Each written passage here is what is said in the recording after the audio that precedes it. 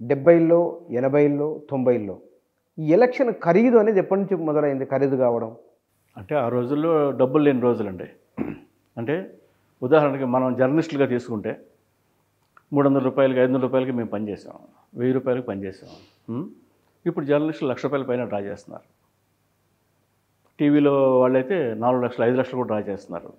దాంతోపాటు మారినాయి మొత్తం అంతా. డబ్బు చుట్టూ తిరిగే సమాజం కదండి. డబ్బే విలువ, డబ్బే ప్రేమ, డబ్బే సర్వస్వం అయినప్పుడు మనకి ఈ దుర్గతే దాపురిస్తుంది. అన్ని చోట్ల తీస్తున్నాం. లేకపోతే ఒక సినిమా 500 కోట్లు పెట్టి తీయడం ఏంటండి? ఏమన్నా బుర్ర ఏమైనా పని చేస్తున్నాడికి? ఎందుకు ఇంటర్నేషనల్ మార్కెట్ అంటే అది ఇన్వెస్ట్మెంట్, పెట్టుబడి. 500 కోట్లు పెడితే నీకు 1,500 కోట్లు, 2,000 కోట్లు వస్తాయి. అంటే మనంతా బిజినెస్, ప్రతిదీ వ్యాపారమే.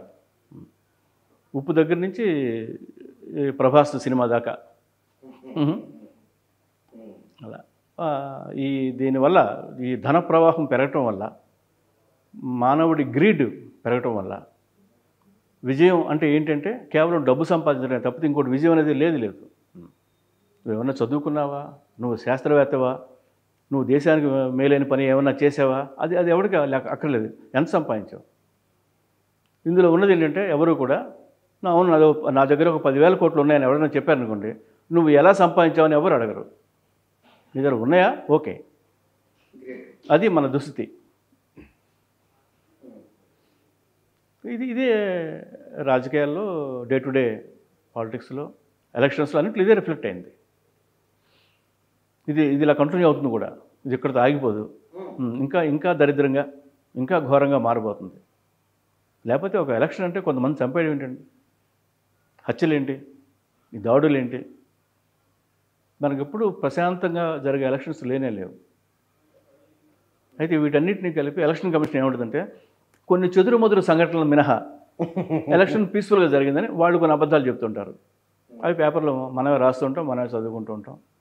కానీ సార్ ఇక్కడ మీడియా ప్రభావం, ప్రధానంగా పత్రికలు, మీడియా ప్రజలపైన తీవ్రమైన ప్రభావం చూపిస్తుంది అని అంటారు.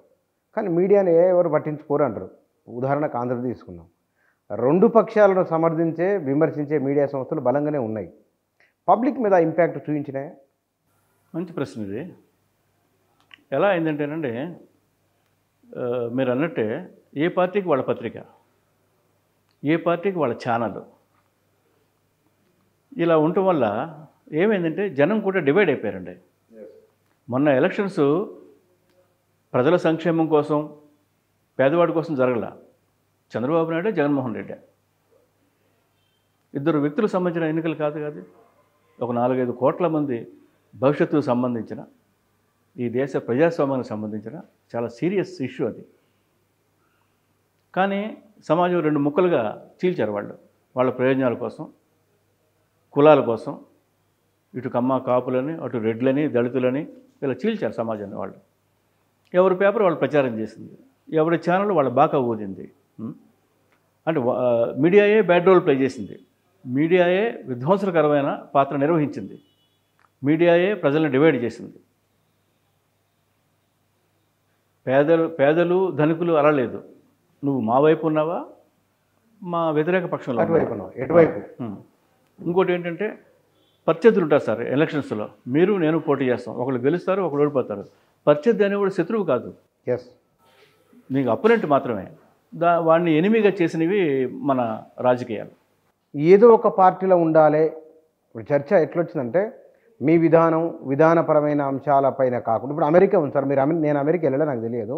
అమెరికాలో 2 పార్టీలు ఇటువైపు అటువైపు విధానం మీద చర్చ చేసుకున్న తర్వాత మళ్ళీ ఆ చర్చలు ఏం కనబడవు. దేశము డెవలప్మెంట్ కానొస్తుంది. మన దగ్గర ఎందుకు గ్రామం నుంచి మొదలు కూడా రాజధాని వరకు ఆ పార్టీ అన్నప్పుడు ఈ పార్టీ విమర్శించవలసిందే. ఇది విధానం పట్ల అవగాహన లోపమా, వ్యక్తిగతంగా వారుకున్న రాగద్వేషాలు, భావోద్వేగాల ఏమిటిది? ఇది చాలా సింపుల్ అండి. ఇది అమెరికాతో ఎప్పుడు మనల్ని పోల్చుకోకూడదు. అమెరికాకి స్వాతంత్రం వచ్చి ఒక 250 ఏళ్ళు అయితే దాటిపోయింది. అవును, మనకు ఒక 75 ఏళ్ళే. అమెరికా హైలీ డెవలప్డ్ నేషన్, చాలా సైంటిఫిక్గా డెవలప్ అయింది. అది క్యాపిటలిజమే కావచ్చు, వాళ్ళు వ్యాపారాలు, ఆయుధాలు అమ్ముతూ ఉండొచ్చు. కానీ ఎడ్యుకేషన్ పరంగా, ఇతర చాలా సంస్కారవంతమైన సమాజం. వాళ్ళు బ్లాక్స్ని చంపినప్పటికీ. మనది ఇప్పటికీ ఎదుగుతున్న సమాజమే, వర్ధమాన దేశమే, ఇంకా అంటే కొంచెం పేద దేశాన్ని కూడా చెప్పచ్చు. మన నిధులు నిక్షేపాలు ఉన్నాయి, ఇది కల్పవల్లి, అది మనం ఎన్ని కబుర్లు చెప్పినా సరే ఇక్కడ పేదవాళ్ళు ఎక్కువ. ఈ గవర్నమెంట్ లెక్కల ప్రకారమే ఇప్పటికీ 20 కోట్ల మందికి 2 పూట్ల భోజనం లేదు భారతదేశంలో. కనుక మన అంటే నేను చెప్పేది వెనుకబడిన సమాజం అనే ఇది నెమ్మదిగా ఎదుగుతుంది. ఈ రుగ్మతులు అంటాం, లేకపోతే ఈ దరిద్రాలన్నీ మనకి ఇంకా చాలా ఏళ్ళు ఉంటాయి. మనం చాలా కాలం ఈ వాస్తవాన్ని భరించాలి. ఇది ఒక చేదు వాస్తవం, విస్మరించలేని వాస్తవం. ఈ చీకటి ఇలాగే చాలా కాలం కొనసాగుతుంది. ఇంకా మనం కులాలను కొట్టుకు చేస్తూ ఉంటాం, పేదవాడని డబ్బు గలవాడని కొట్టుకు చేస్తూ ఉంటాం. వాడు దళితులని, బీసీ అని, వాళ్ళు నీచులని, అగ్రకులాల వాళ్ళు మంచివాడు, బంగారు తండ్రులని మన పేపర్లు రాస్తూ ఉంటే ఈ గేమ్ నడుస్తూ ఉంటుంది చాలా కాలం.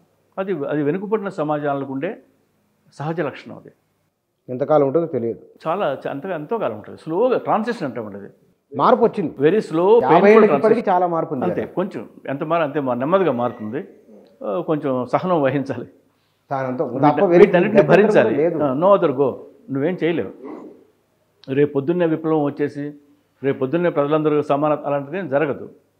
ఎందుకంటే అన్ని దేశాలు నిరూపించినాయి. ప్రపంచం ముందు ఒక 1,00,000 ఉదాహరణ ఉంది దానికి. కనుక ఈ పోరాటం నడుస్తుంది, ఇంకా చాలా కాలం నడుస్తుంది.